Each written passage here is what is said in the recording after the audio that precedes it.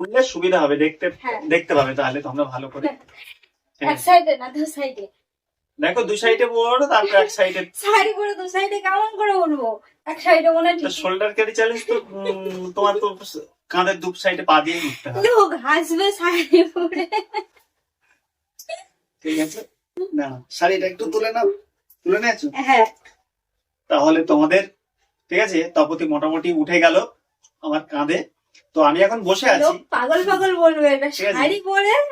তো শাড়ি পরে তো তোমাদের রিকোয়েস্টের ভিডিও ছিল, রিকোয়েস্ট করেছে শাড়ি পরে শোল্ডার ক্যারি চ্যালেঞ্জ, তো কিছু করার নেই, তো যার কারণে ঠিক আছে। তো এবার আমি উঠবো, ঠিক আছে। সাবধানে উঠবে কিন্তু শাড়ি সে তোমার চিন্তার কারণ নেই।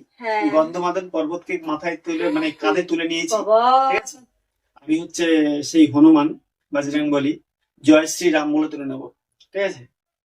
একটু পাওয়ার বাড়িয়ে নিই, জয় শ্রীরাম।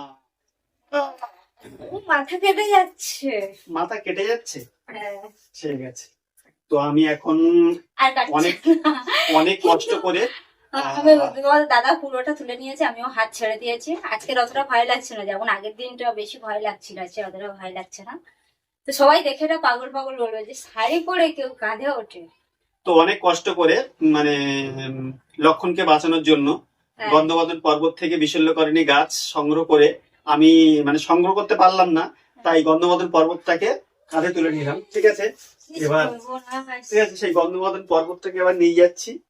হ্যাঁ, তা আগের দিন তুলেছিলাম মনে হচ্ছে, হ্যাঁ আগের দিন তুলেছিলাম তোর মাথাকে, তো আগের দিন তুলেছিলাম তো একটু ভারী ভারী মনে হচ্ছিল, কিন্তু আজকে একটু হালকা লাগছে তোমাদের দিদি ভাই, ঠিক আছে। একটু ঘুরিয়ে ঘুরিয়ে দেখিয়ে দিই, ঠিক আছে।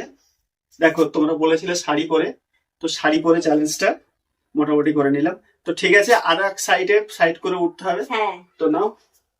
তো এখনো পারবো, মিনিমাম আমি থাকতে পারবো, বেশ 20-25 মিনিট থাকতে পারবো। তো নামিয়ে দিলাম। পাগলের মধ্যে প্রথম স্টেপ